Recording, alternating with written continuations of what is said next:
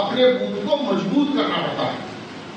Booth को मजबूत करेंगे, अपनी नींव को मजबूत करेंगे, तभी जो हमारी भारतीय जनता पार्टी का विधानसभा में, लोकसभा में, मेयर में जो हमने प्रत्याशी खड़ा करा है वो प्रत्याशी विजयी होगा ना। तो बूथ जीता, चुनाव जीता, मेरा बूथ सबसे मजबूत, इसको करने के लिए जो करने कार्य है उस पर हम जाएंगे। तो आप समझ में आए बूथ कितनी महत्वपूर्ण इकाई है। ठीक है, इसको मजबूत कैसे करना है, उसके लिए हमको मजबूत करने के लिए क्या चाहिए? सबसे पहले कार्यकर्ता चाहिए बूथ पर। किसी भी चीज को मजबूत करने के लिए हमारे पास हिंस होने चाहिए ना। तो सबसे पहले हम कार्यकर्ता चुनते हैं। कार्यकर्ता चुनने के लिए हम क्या करते हैं? बूथ पर क्या करते हैं? बूथ की समिति बनाते हैं। क्या बनाते हैं? बूथ समिति बनती है। कितने की होती है बूथ समिति? 11 जनों की बूथ समिति होती है। उसमें एक बूथ का अध्यक्ष होता है, एक बूथ का महामंत्री होता है, उसमें मन की बात का प्रमुख होता है, उसमें लाभार्थी प्रमुख होता है, उसमें एक व्हाट्सएप ग्रुप प्रमुख होता है, उसमें 3 महिलाओं को हम लोगों ने लिया होता है, अन्य ऐसे हमने कार्य का वर्गीकरण उसमें किया हुआ है। कराया नहीं करा? करते हैं ना, बूथ समिति बनाते हैं। वो हमारी क्या होती है? एक इकाई बन जाती है। काम करने वाले, जो हमें काम करने वाले कार्यकर्ता चाहिए वो हमें बूथ पर उस कार्यकर्ताओं को 11 जनों की समिति बना करके एक ढांचा हम क्रिएट करते हैं। कार्यकर्ता एक समिति और बनाते हैं। कौन सी बनाते हैं बूथ समिति के अलावा? पन्ना समिति। कौन सी समिति बनाते हैं? पन्ना समिति। देखो, मैं भाषण देने के संवाद करना, मैं एक दूसरे को सीखना सिखाना, ठीक है? तो संवाद हम करते हैं। तो हम क्या बनाते हैं? पन्ना समिति क्या होती है? पन्ना प्रमुख क्या होता है? जो एक सूची होती है, जो मतदाता सूची है, एक दलिका तो उसमें एक तरफ के 30 नाम है, इसका एक पन्ना प्रमुख आगे पीछे का। उसमें से क्या होता है पन्ना प्रमुख? भाई साहब ने बताया, हमारे वरिष्ठ कार्यकर्ता हैं।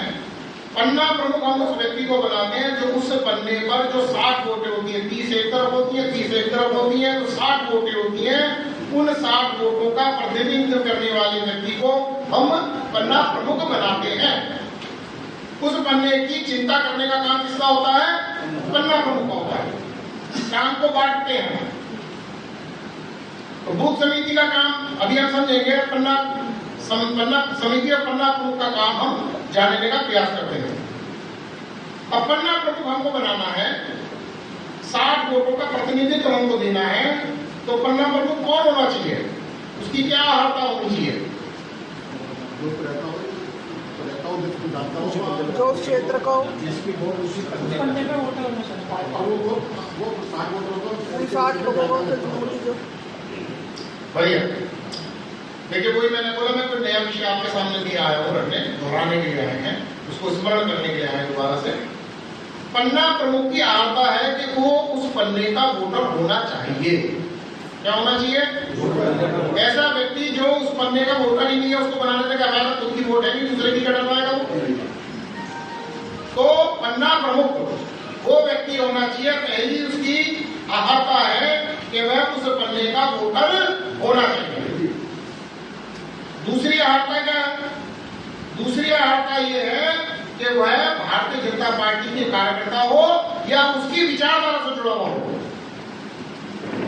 ऐसा व्यक्ति जो भारतीय जनता पार्टी को पसंद नहीं करता, आपने वोटर लिस्ट उठाई और उसको पन्ना प्रमुख बना दिया, क्या लाभ मिलेगा आपको? मिलेगा कोई लाभ? उसकी भारतीय जनता पार्टी में निष्ठा, समर्पण, या वो भारतीय जनता पार्टी का वोटर हो, ऐसे व्यक्ति को ये पन्ना प्रमुख बनाना है। और तीसरी आर्ता क्या है? तीसरी आर्ता बड़ी महत्वपूर्ण आर्ता है कि ऐसा पन्ना प्रमुख बनाना चाहिए जिसकी स्वीकार्यता उस 60 वोटों में हो। ऐसे व्यक्ति को नहीं बनाना जो भारतीय जनता पार्टी का कार्यकर्ता हो और अड़ोस पड़ोस में उसका झगड़ा हो रहा हो, पड़ोसी से उसकी बोलचाल ना हो। अगर ऐसे व्यक्ति को हमने पन्ना प्रमुख बनाया जो भारतीय जनता पार्टी का जो कार्यकर्ता है परंतु अड़ोसी पड़ोसी से उसका झगड़ा है, तो क्या वो भारतीय जनता पार्टी को अपने अड़ोस पड़ोसी को डलवा पाएगा? नहीं डलवा पाएगा। ठीक है, वो कार्यकर्ता है, उसको उपयोग नहीं हो सकता। पन्ना प्रमुख में उसका उपयोग नहीं हो सकता। तो पन्ना प्रमुख हमें ऐसा व्यक्ति बनाना है जिसकी अपने आस पड़ोस में जानकारी या स्वीकारता हो, या उसकी बोलचाल हो, ठीक है, मित्रता वाला भाव हो। तो पन्ना प्रमुख बनाने का समझ में आता है बात आपको? 3 बातें मैंने बोली। वो उस पन्ने का वोटर होना चाहिए, वो उस भारतीय जनता पार्टी का कार्यकर्ता या भारतीय जनता पार्टी की विचारधारा का व्यक्ति होना चाहिए, और उसकी उस पन्ने पर स्वीकारता होना चाहिए। जब हम 60 वोट का नाम लेते हैं, थोड़ा सा लंबा सा लगता है विषय, 60 अब इसको छोटा करने का प्रयास करते हैं, काम को हल्का करने का प्रयास करते हैं। एक परिवार में 5 वोट है, कितनी वोट है? 5। तो 60 पन्ने में कितने मकान हुए? 12 परिवार हुए, और एक परिवार स्वयं पन्ना पर कर सकता है। मुश्किल काम तो नहीं है ना। तो पन्ना प्रमुख बनाने के लिए अगर हम आपको महानगर से कोई काम मंडल अध्यक्ष को दिया, मंडल अध्यक्ष ने उसको महामंत्री या सेक्रेटरी को दिया, और ईमानदारी से काम नहीं हुआ, और आपने वोटर लिस्ट से छांट करके और वहां से पूरी डिटेल उठा करके, आप जानते नहीं किसको पन्ना प्रमुख बना रहे हैं, पन्ने में से अमुक को कोई व्यक्ति उठा लिया और उसको केवल कागज की पूर्ति करने के लिए आपने पन्ना प्रमुख बनाया, तो वो काम आपका भविष्य में जटिल होगा, आसान नहीं होगा। ठीक है ना? खाना पूर्ति करने से या कागज भरने से आपका काम भविष्य में मुश्किल हो जाएगा। तो काम को आसान करने के लिए क्या करना पड़ेगा? ईमानदारी से काम करना पड़ेगा, ईमानदारी से पन्ना प्रमुख बनाना पड़ेगा। तो 2 टोली हो गई, पन्ना प्रमुख हमने बनना सीख लिया, पन्ना प्रमुख का काम भी सीख लिया। अब आता है हमारा जो हम बूथ समिति बनाते हैं, बूथ समिति में हम बनाते हैं अध्यक्ष और बाकी के 10। कई मामलों में हमने देखा है कि महानगर में जब हम नेतृत्व करते हैं तो हम ये बोल देते हैं कि भाई साहब हमने अमुक अमुक बूथ अध्यक्ष बनाया, वो काम नहीं कर रहा। बड़ा सहजता से हम ये विषय को बोल देते हैं। पहले हमको ये समझना पड़ेगा कि बूथ अध्यक्ष का काम क्या है। बूथ अध्यक्ष का काम मंडल की किसी बैठक में आने का नहीं है, महानगर में किसी बैठक में आने का नहीं है। चुनाव के समय में बूथ सम्मेलन होता है, उसमें जरूर एक बार उसको बुलाया जाता है, अन्यथा उसको अपने बूथ पर ही काम करना है। बूथ अध्यक्ष को बुलाना नहीं है, हमको बूथ अध्यक्ष के पास जाना है। ये एक मानसिकता को आपको सीखना पड़ेगा।